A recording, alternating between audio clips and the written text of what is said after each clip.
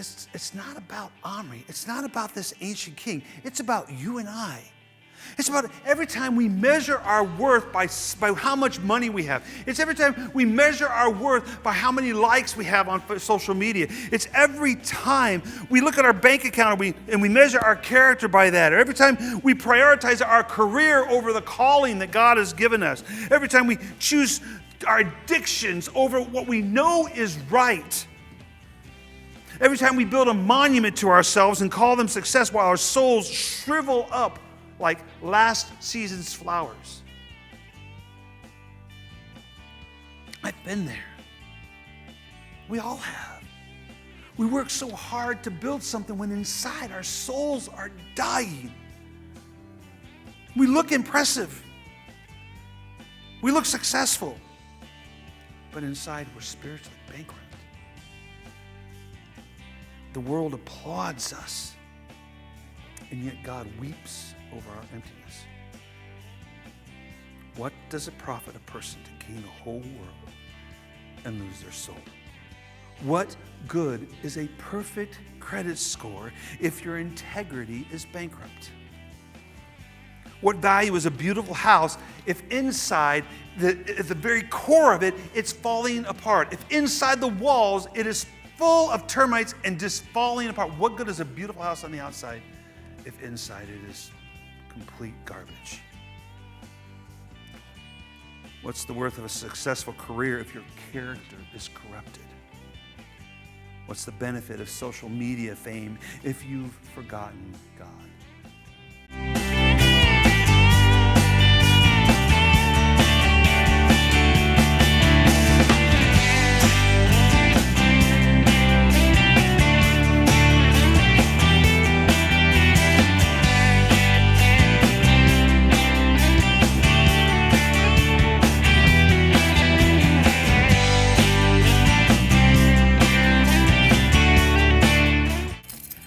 You know, we're going to be studying over these many weeks, we're going to be studying a lot of kings, a lot of different kings. And many of those kings, you know, if 6 months from now, and I won't do this, but if I came to you and said, give me a list of all the kings we covered, most of us will not be able, I probably won't even be able to remember all of them. And many kings and many rulers get forgotten. Hold on a second here.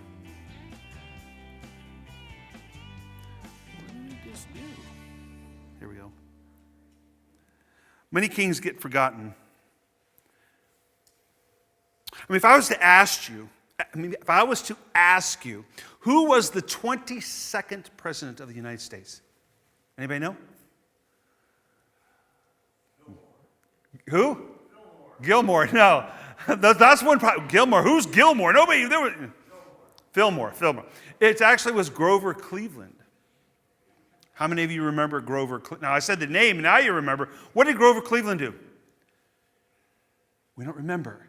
That's one of the reasons why we don't remember people, especially our leaders, because we don't remember what they did. By the way, Grover Cleveland was the 22nd president and the 24th president. Very interesting. I just happened to choose 22nd, but our current president had a break in between his presidencies also. Who was his vice president? Who's vice president now? Vance, J.D. Vance, yes. It's amazing. A lot of people don't know who the current vice president is. Who was, well, we all know who Biden's was, but it's Kamala Harris. By the way, Grover Cleveland's vice president was Thomas Hendricks. Thomas Hendricks died in the first year of office. So Grover Cleveland did not have a vice president through the rest of his term, his first term. Kind of interesting. I'm not saying that because I think J.D. Vance is going to die. I don't think he is. You see, it's very easy to forget our leaders because we don't remember what they did. We don't remember the great. Everybody remembers Abraham Lincoln. Everybody remembers Ronald Reagan. Everybody remembers George Washington, Thomas Jefferson. But then you start getting into some we don't, because nothing really comes to our mind to remind us of what they did. What if I told you, though, that one of Israel's most powerful kings is almost forgotten. Not because he failed as a king, but because he succeeded in all the wrong ways. So we're going to step into a world that was probably very similar to what our country was right before the Civil War. Israel is in turmoil. The nation is fractured by an actual civil war, torn between two possible leaders. And the people are desperate for order. Nobody likes disorder. Well, I shouldn't say it. There are people out there who really like conflict and disorder. They're the sick ones, because that's just wrong. We want order. We want order in our lives. We don't want the unknown. We don't want to be constantly bombarded by bad things happening around us. But there's chaos in the country. And in the shadow of this chaos, Omri rises as king. He is a man of iron will. He is a master strategist. He is the builder of cities and capitals. Sounds familiar, doesn't it?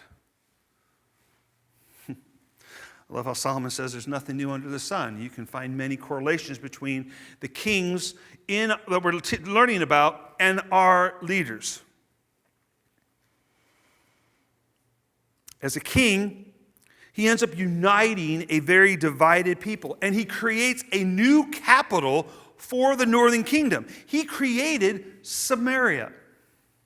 You know, Samaria, the place where Jesus sat at the well and the woman came up to him.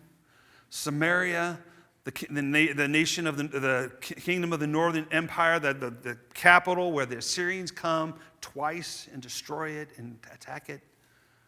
Samaria, where there's, the Jews hate the Samaritans and the Samaritans hate the Jews.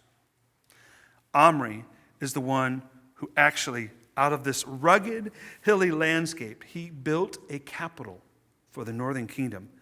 And by every worldly measure, he is a hero. He is a savior. He is a legend. But we're going to see the Bible tells us a very different story. In just a very small number of verses, not as small as last time, because I think it was last week was like 3 verses. But in just a small handful of verses, Omri's legacy is not weighed by his victories, all the things he does.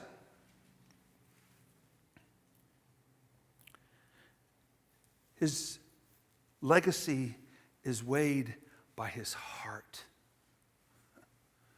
That's one of the things I think that really bothers me about our current leaders. I'm not just talking about our current president.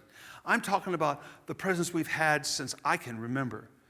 We expect them to do great things. But do we really expect them to have a heart that's dedicated to Christ? I wish they were, but I don't think they were or have been. I doubt very much if our current president has a heart that's fully devoted and surrendered to Jesus Christ. And I don't say that in judgment. I say that in pity.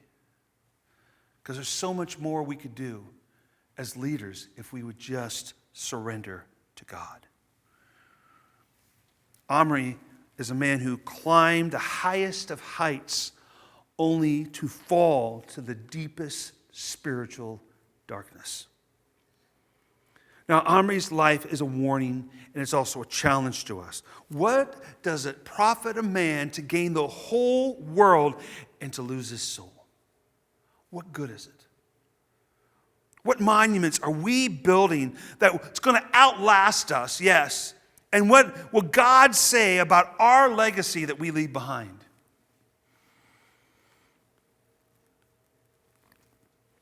We need to look beyond the headlines of history, and we need to search our own hearts for the kind of greatness that really matters. So let's open our Bibles to 1 Kings chapter 16, beginning with verse 21. Then the people of Israel were divided into two parts. Half of the people followed Tibni, the son of Ginath, to make him king, and half followed Omri. But the people who followed Omri overcame the people who followed Tibni, the son of Ginath.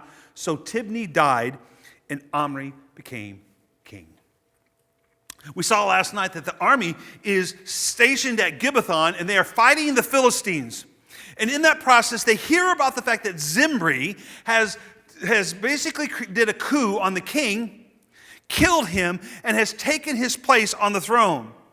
And so the army, instead of accepting Zimri as king, they elect Omri, who's a general, to be king, and to march on Tirzah, which was the capital at this time, to depose him. They had to dispose of him too, but to depose him. So they begin attacking the city. And remember what happens. Zimri is in the citadel, which is like the main building of the capital. And he sees that the city is in siege and it's going to be overtaken. And instead of surrendering to the army and to those who are coming to take care of him and take him out of his kingship, what does he do? He burns the citadel and he dies. He burns to death. In these smoking ruins, Zimri's 7-day reign lies in ashes. And you would think this should be a time where Israel looks and says, whoa, wait a minute. Something is not right. It should be a very sobering time for them, a time of reflection. Maybe we need to do something different. But instead, rebellion breeds restlessness. The writer of Proverbs is very wise in what they wrote in Proverbs 28:2. It says, when a land transgresses, it has many rulers. But with a man of understanding and knowledge, its stability will long continue. The nation is fractured. Half rally behind Tibni. The other half rally behind Omri. A battle, hardened general, civil war is going to last for 4 long years. Creating a very living commentary of what later Jesus himself warns in Matthew 12:25. It says, knowing their thoughts, he said to them, every kingdom divided against itself is laid waste, and no city or house divided against itself will stand. Now, I don't know if you follow the news. I follow the news that happens every day. I just do, because I feel there's so much happening in our world today that is prophetic. Prophecy is being fulfilled over and over again. And I'm not saying Jesus is coming back tomorrow. Could be. Could be today. But what I am saying is we need to pay attention to what's going on around us. We need to see. Well, I can tell you right now, our current administration is divided amongst itself. There's so much infighting going on right now over some issues. And it may be valid. I'm not even going to get into that. But understand, a city or house divided against itself will not stand. Now, we must understand also, and we talked about this a few weeks ago, or last week too, that this outcome that's happening, this civil war, is not by chance. It is the very hand of God, because it is God who takes down kings, and it's God who puts kings in place. Israel has a cracked throne. One side, we have human ambition. We have Zimri's suicidal blaze and the rival banners of Tibni and Omri. On the other side, we have the divine sovereignty of God. God is using this to teach Israel. He steers rebellious people towards judgment and eventually towards redemption. This is, to be honest with you, this is all leading up to the actual time when the Assyrians come and they take Israel into captivity. This is all part of that play. If you look, that's the beauty of what we have in Scripture. I know it's there to teach us so that we don't make the same mistakes. But you can see how all these things ultimately ends up with Israel going into captivity. And one of the driving themes in all of these sermons is the fact that every choice we make has long-term effects, either on us or on our family or on those around us.